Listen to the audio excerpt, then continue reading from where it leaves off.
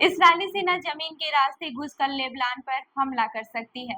इस्राएली सेना प्रमुख ने सैनिकों से कहा कि हिजबुल्लाह पर किए हवाई हमलों से दुश्मन के इलाके में घुसने का रास्ता खुल सकता है। लेफ्टिनेंट जनरल हेजरी हावेली ने कहा, अपने लड़ाकू विमानों की आवाज सुनी, हम पूरे दिन हमले करते रहे। इसका मकसद लेबनान में संभावित तौर पर घुसने का रास्ता खोलने और हिजबुल्लाह को निशाना बनाना है। वहीं लेबनान के स्वास्थ्य मंत्री का कहना है कि 25 सितंबर को किए हवाई हमलों में 50 लोग मारे गए। इस्राएल का कहना है कि इन हमलों में हिजबुल्लाह के खुफिया लॉन्चर्स और हथियार रखने की जगहों को निशाना बनाया गया। इस बढ़ते संघर्ष को रोकने के लिए कूटनीतिक स्तर पर कोशिशें की जा रही हैं। फ्रांस और अमेरिका ने 21 दिन में सीज फायर का प्रस्ताव दिया है। अमेरिका, यूरोपीय संघ और ब्रिटेन जैसे सहयोगी देश ने लेबनान और हिजबुल्लाह के बीच अस्थायी युद्ध विराम लागू करने की मांग की है। इस मांग के साथ यह भी कहा गया है कि 21 दिनों के लिए जंग पर फौरन रोक लगाई जाए ताकि कूटनीतिक तरीकों से बातचीत के जरिए समाधान निकाला जा सके और गजा में युद्ध विराम हो सके। इस साझा बयान के मुताबिक युद्ध को बर्दाश्त नहीं कर सकते और इससे हालात और बिगड़ेंगे, जिससे न इसराइल का फायदा है और न ही लेबनान का।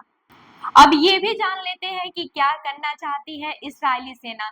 लेफ्टिनेंट जनरल हावेली ने जो कुछ कहा उससे साफ संकेत यही है कि लेबनान में इस्राएली सेना दाखिल होकर हमला कर सकती है।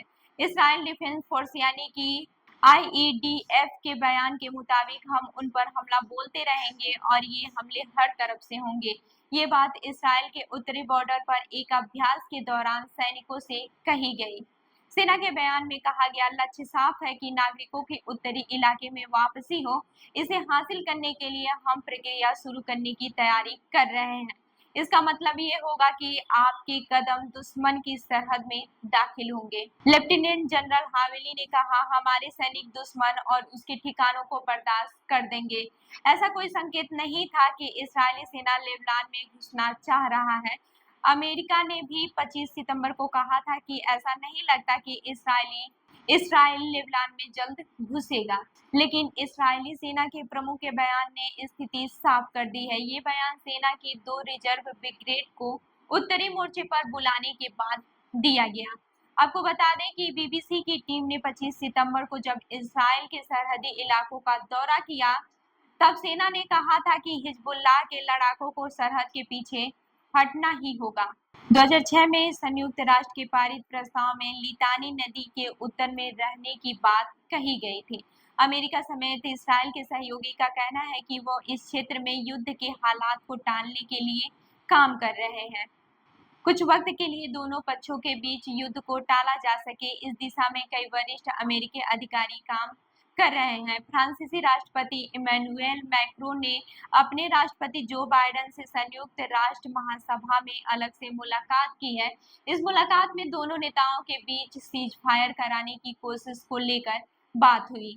इस बातचीत के कुछ देर बाद फ्रांस ने कहा कि दोनों देश 21 दिनों के लिए अस्थायी युद्ध विराम की पेशकश कर रहे थे ताकि बातचीत के लिए वक्त मिल सके। मैक्रो ने संयुक्त राष्ट्र में कहा, लेबनान में जंग नहीं हो सकती, इसी कारण हम इसराइल से अपील करते हैं कि लेबनान में संघर्ष को रोकें। हम हिजबुल्लाह से भी कहेंगे कि इसराइल पर मिसाइल हमला न करें। संयुक्त राष्ट्र के महासचिव एंटोनियो गुटेरस ने तत्कालीन युद्ध विराम लागू करने की अपील की है और कहा है कि हालात बेकाबू हो रहे हैं। अब जानते हैं कि लेबनान क्या कह रहा है। लेबनान के स्वास्थ्य मंत्री फिरास अबैद ने संवाददाताओं से कहा कि इस हमलों में 51 लोग मारे गए हैं और 223 लोग घायल हुए। हालांकि वो ये नहीं बता रहे हैं कि इसमें से कितने नागरिक थे और कितने लड़ाके। स्वास्थ्य मंत्रालय की ओर से बताया गया है कि इसराइल ने सीडोन, मायसराय जोन जैसे दक्षिणी इलाकों में हमला किया, साथ ही बेक्का वैली पर भी हमले किए गए। 23 सितंबर से इसराइल की शुरू कार्रवाई में अब तक 600 से ज्यादा लोग मारे जा चुके हैं। इसराइल का कहना था कि उसके हवाई हमले हिजबुल्लाह के उन ठिकानों को बर्बाद करने के लिए शुरू किए गए जो 2006 के युद्ध विराम के बाद बनाए गए थे। संयुक्त राष्ट्र के मुताबिक इस संघर्ष में लेबनान में करीब 90,000 लोगों को नई जगह पर बसना पड़ा।